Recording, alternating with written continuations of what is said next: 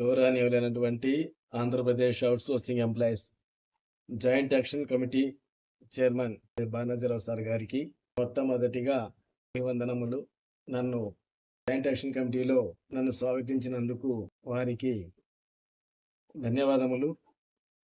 గౌరవనీయులైనటువంటి Gurunath sir గారికి, గౌరవనీయులైన మహేంద్ర బాబు sir గారికి, అలాగే గౌరవనీయులైన దివాకర్ సార్ గారికి, అలాగే గౌరవనీయులైన అనిల్ కుమార్ సార్ గారికి, గౌరవనీయులైన కామ్రేడ్ సివి ప్రసాద్ సార్ గారికి, గౌరవనీయులైనటువంటి ఈశ్వర్ సార్ గారికి, జేఏసీలో ఉన్నటువంటి 30 మంది కార్యవర్గ సభ్యులందరికీ నా యొక్క హృదయపూర్వక ధన్యవాదములు.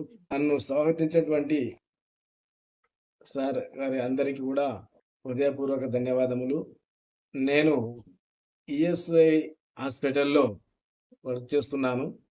2013 నుంచి అనేక సంఘాలతో ముడిపడి ఇప్పటి వరకు అవుట్సోర్సింగ్ ఉద్యోగులకు ఎక్కడ కూడా న్యాయం జరగనందున చాలా బాధాకరంగా ఉంది.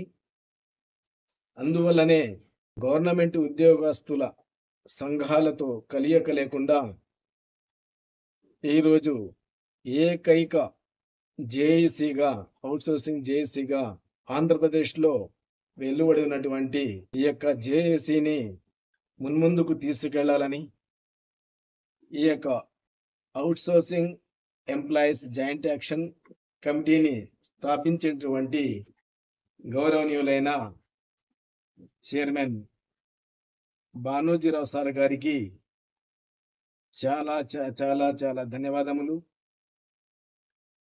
మన అవుట్సోర్సింగ్ వ్యవస్థలో ఇప్పటి వరకు 25 సంవత్సరాల నుండి ఎన్నో సమస్యలను ఎదుర్కొంటున్నాము.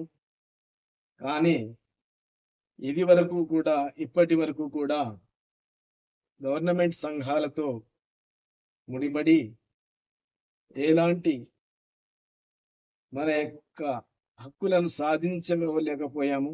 కానీ ఈసారి తప్పక మనం విజయం సాధిస్తామని, 100కి 100 పాళ్ళు 100% సాధిస్తామని గర్వంగా అందరికీ తెలియపరుచున్నాను. ఇప్పటి వరకు గవర్నమెంట్ ఉద్యోగ సంఘాలు ప్రభుత్వముతో మీటింగులకు, చర్చలకు వెళ్ళి వాళ్లకు ఎన్నో సమస్యలు, దాదాపు 44-50 సమస్యలు ఉన్నాయి.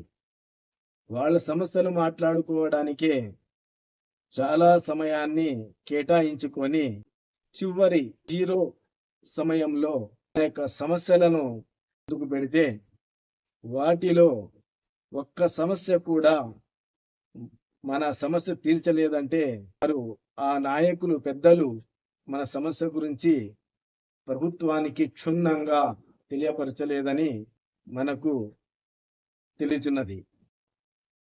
ఈ సమస్యలను మనము పరిష్కరించుకోవడానికి ఏకైక మార్గం Andhra Pradesh outsourcing employees joint action committee మాత్రమే.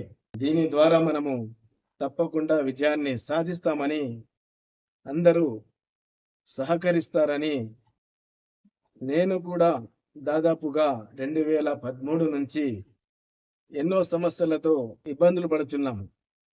మనకు అవుట్సోర్సింగ్ ఎంప్లాయీస్ ఎవరైనా చనిపోయినా కూడా, యాక్సిడెంట్ జరిగినా కూడా, పదవీ విరమణ పొందినా కూడా వారికి ఎలాంటి సహాయ సహకారాలు ఏ ప్రభుత్వము కూడా అందించలేకపోతున్నది.